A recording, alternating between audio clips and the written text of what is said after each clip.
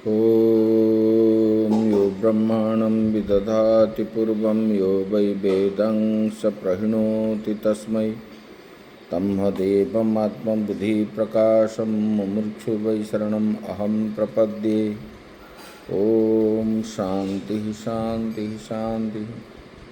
शङ्करं शङ्कराचार्यं केशवं बादरायणं सूत्रभाष्य कृतो वन्दे भगवन्तौ पुनः पुनः। ईश्वरो गुरुरात्मेति मूर्तिभेदविभागिने व्योमवद्व्याप्तदेहाय दक्षिणामूर्तये नमः। गुरुर्ब्रह्मा गुरुर्विष्णु गुरुर्देवो महेश्वरः गुरुः साक्षात् परं ब्रह्म तस्मै श्रीगुरवे नमः। वसुदेवसुतं देवं कंसचाणूरमर्दनं देवकी परमानन्दं कृष्णं वन्दे जगद्गुरुं कृष्णं वन्दे जगद्गुरुं। जो जगत में कण कण में व्याप्त है उस परमेश्वर परमात्मा के श्री चरणों में सत सत नमन करते हुए आश्रमस्थ महात्माओं के श्री चरणों में सत सत नमन। भगवत प्रेमी श्रद्धेय आत्मस्वरूप भक्तवृंद भक्तिमयी माताएं, हम लोग विचार कर रहे थे अंतरंग साधन के बारे में। यहाँ पर भगवान बता रहे हैं बोले कि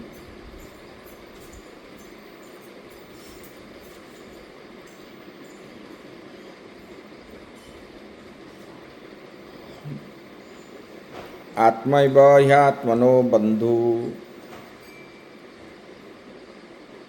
यहाँ पर बता रहे हैं बोले कि देखो ये आत्मा जो है स्वयं बंधु है और ये ही शत्रु है। जिनका चित्त समाहित हो गया, इंद्रियां आदि अंतःकरण अपने बस में है, वो अपना बंधु है। जो असमाहित चित्त वाले है, जिसका अपना बस में नहीं है, वो अपना शत्रु है और शत्रु मित्र कोई नहीं है। यहाँ पर भगवान ने ये बता दी।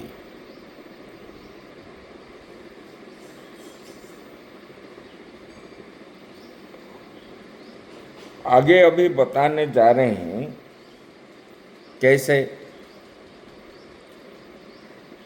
कैसे शत्रु कैसे मित्र, इसके ऊपर अभी बताने जा रहे हैं।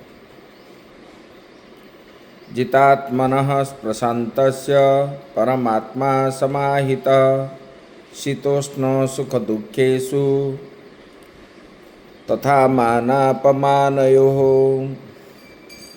जितात्मन इति, जितात्मन मतलब कार्य कारण संघात आत्मा जीतो येन स जितात्मा तस्य जितात्मन।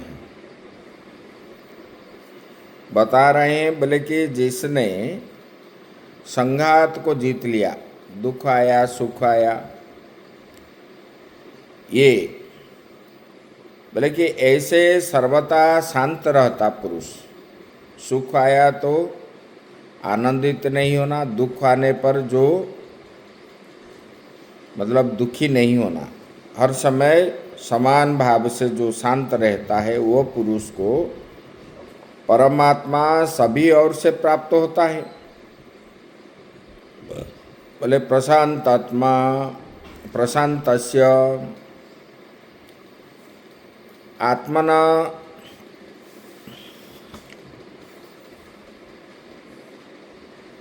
प्रशांतस्य प्रसन्नांतकरणस्य, जिनका अंतकरण हर समय प्रसन्न रहता है, सुख आने पर दुख आने पर शीत होकर उष्ण होकर, उसमें हर समय जो प्रसन्न रहता है, शीत उष्ण सुख दुख और मान अपमान से जो स्थिर रहता है, सम रहता है, वो व्यक्ति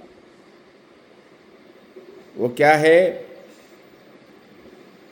वो बोलते हैं वो व्यक्ति जो है जित प्रशान्तस्य प्रसन्नान्तकरणस्य सतः सन्यासिनः परमात्मा समाहित, जिनका चित्त इंद्रिय आदि समाहित हो गया है, साक्षात आत्मभावेन वर्तत इति अर्थ। वो क्या है, चारों ओर आत्मा को ही देखता है। मुझ में जो है, चींटी में भी वही है, वृक्ष में भी वही है, सब में वही है।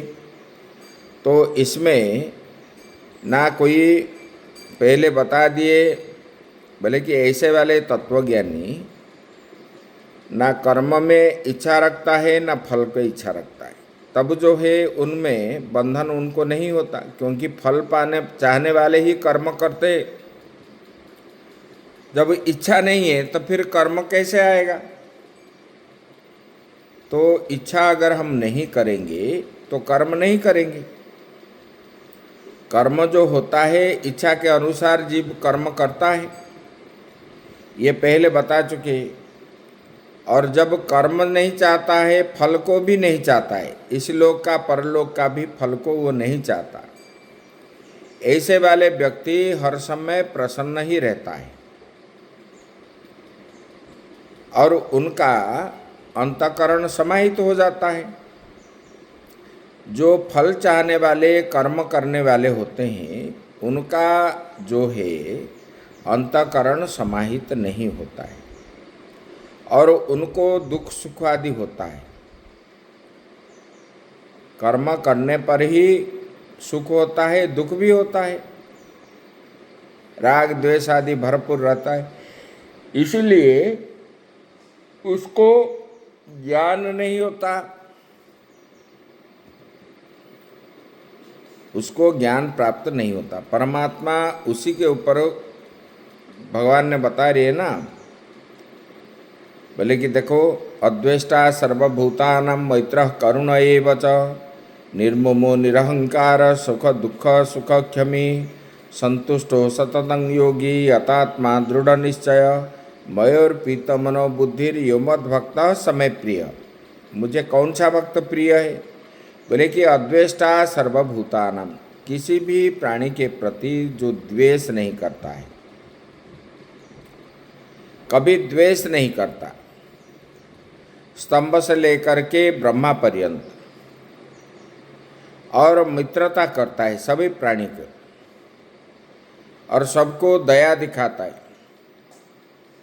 और संसार में मेरा तेरा भाव जिसका नहीं है और जो अहंकार नहीं करता, मैं कर लिया, मेरा ऐसा है, मेरा तैसा है, ऐसे जो नहीं करता, और सुख दुख को सम समझता है, समान भाव से देखता है और हर समय संतुष्ट रहता है, जिनका अंतःकरण समाहित हो गया है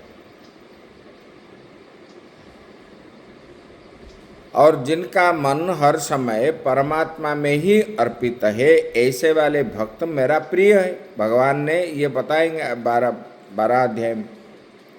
यहाँ पर क्या बोलते हैं? बोले कि जिनका चित्त समाहित हो गया है, जिनका कोई कार्य करने का इच्छा नहीं रहता और फल का भी इच्छा नहीं है, ऐसे वाले व्यक्ति वो क्या करता है? सुख होने पर दुख होने पर सम रहता है, ना सुख से आनंद होता है ना दुख आने पर अधीर होता है। सब कुछ मान अपमान आदि सब सहन करता है, किसी को कुछ नहीं बोलता।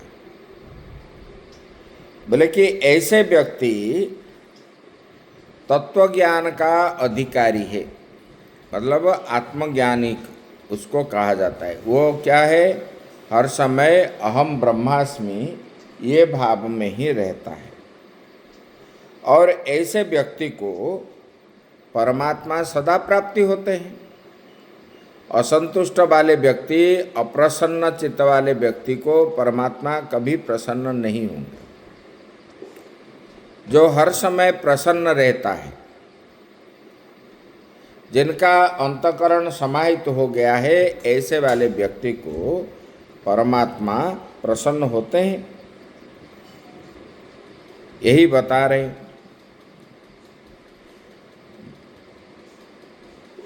परमात्मा बल्कि साक्षात आत्मभावेन वर्तत इत्यर्थः।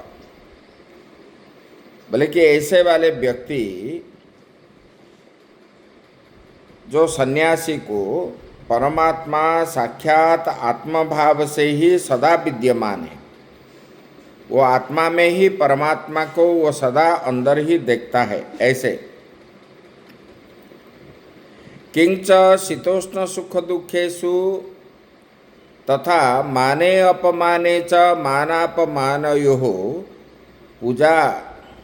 पूजा परिभवयोः।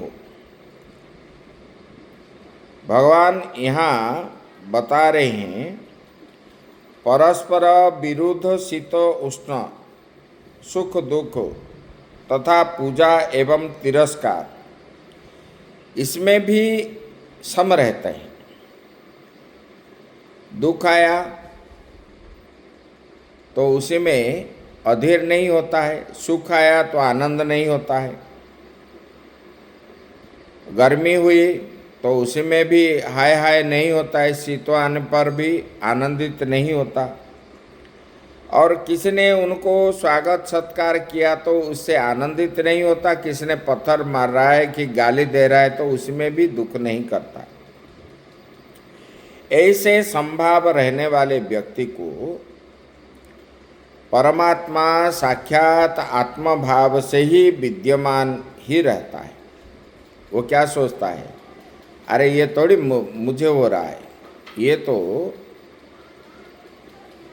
मैं तो स्वयं आत्मा हूँ, ना आत्मा को सुख होता है ना दुख होता है, ये तो शरीर को होता है, ये शरीर तो नाशवान है, यही समझता है। ये जितने मान अपमान सुख दुख शीत उष्ण आदि ये शरीर का आत्मा का नहीं है, मैं तो स्वयं सच्चिदानंद ब्रह्म हूँ, ये मान करके वो हर समय प्रसन्न चित्त हो करके रहता है।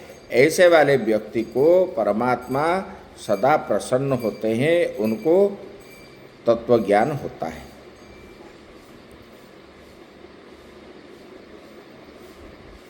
यहाँ पर बता रहे हैं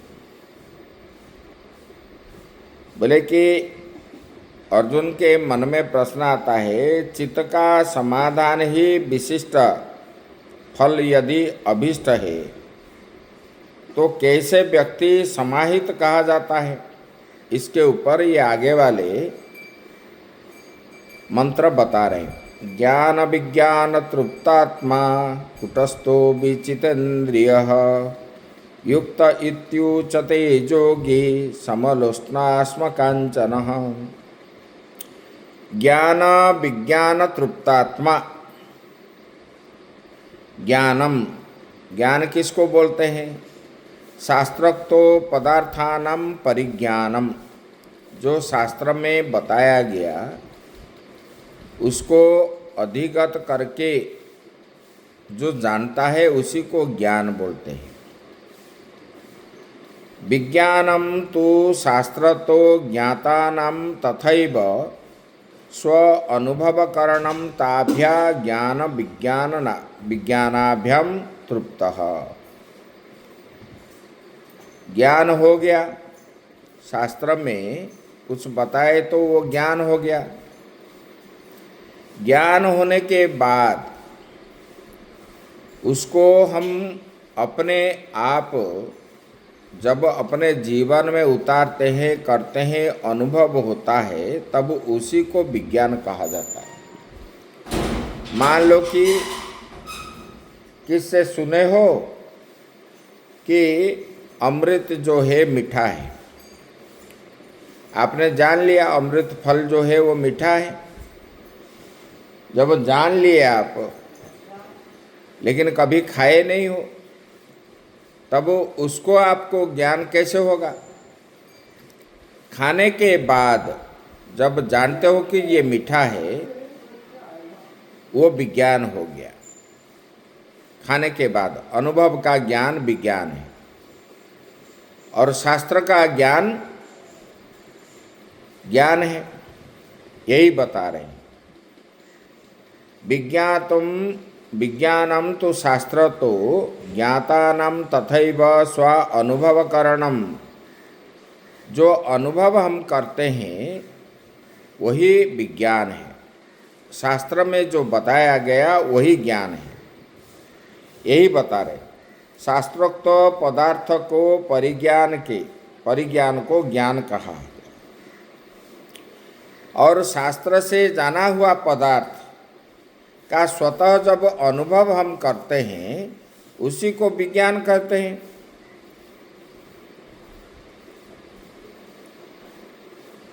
तृप्तम संजातलम प्रत्यय आत्मा अंतकरणम यस्य स। यहाँ पर बता रहे हैं शास्त्र से जाने हुए पदार्थ का जब स्वतः अनुभव कर लेने का नाम विज्ञान है। ऐसे ज्ञान विज्ञान तृप्तात्मा, ऐसे ज्ञान और विज्ञान से जिनका अंतकरण सर्वथा तृप्त है। ज्ञान भी जानता है, शास्त्र का ज्ञान भी है और अनुभव का ज्ञान भी है, इसमें हर समय वो तृप्त रहता है। उसी को बोलते हैं, उसी व्यक्ति को ज्ञान विज्ञान तृप्तात्मा।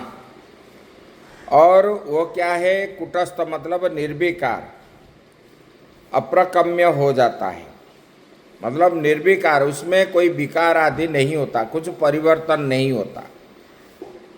मतलब अहम ब्रह्मास्मि, मैं ब्रह्म ही हूँ, इसी प्रकार भाव से वो रहता है, ना उधर जाता है ना उधर जाता है।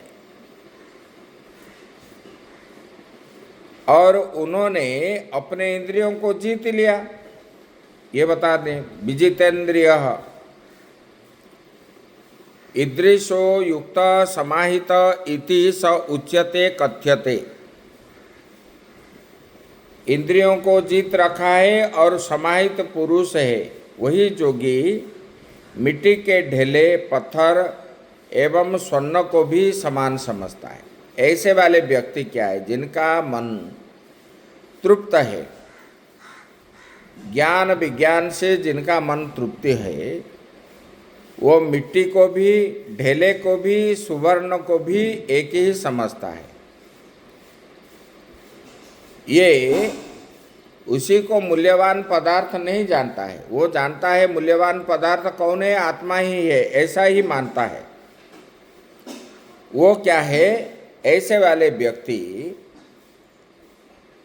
जो सन्यासी है वो परमहंस है, परिव्राजक है।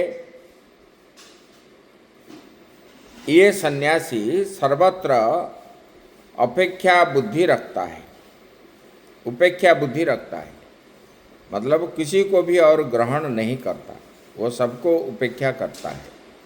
आत्मा ही सब कुछ है, ऐसा किसी की अपेक्षा भी नहीं करता, किससे मुझे कुछ मिल जाए, कुछ ये हो जाए, इस पर भी अपेक्षा नहीं करता, क्योंकि वो सबको नाशवान समझता है आत्मा को छोड़ करके। आत्मा ही सब कुछ है, ऐसा जब उनको दृढ़ भाव हो गया, ये और किसी भी पदार्थ को वो मूल्यवान नहीं समझता। मिट्टी को भी, पत्थर को भी, सोना को भी, ये तीनों को एक जैसे अज्ञानी असमाहित चित्त वाले क्या है? सोना को मूल्यवान सोचेंगे, उसको कैसे लेना है, कैसे व्यापार करना है।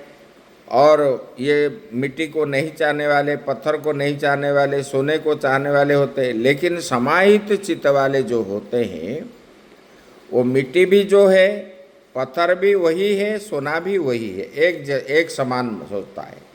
वो तो सबसे आत्मा को ही मानता है, क्योंकि ये आत्मा ही सब कुछ है, ऐसा दृढ़ चित्त हो करके। कुटस्थो विचितेन्द्रिय, कुटस्थ हो करके, स्थिर हो करके उनका बुद्धि जो है ना इधर होता है ना उधर होता है, और अपने इंद्रियों को अपने बस में कर लेता है। ऐसे वाले व्यक्ति का बुद्धि क्या है? समभाव से रहता है, ना कहीं कुछ मुझे मिल जाए, कहीं चलेंगे तो ऐसा होगा तैसा होगा, ये नहीं सोचता वो। उसका समबुद्धिर विशिष्यते, इसका बुद्धि समान होता है। यही भगवान ने बताया। आगे की चर्चा हम लोग कल करेंगे। ओम पूर्णमदः पूर्णमिदं पूर्णात् पूर्णमुदच्यते पूर्णस्य पूर्णमादाय पूर्णमेवावशिष्यते। ओम शांति शांति शांति।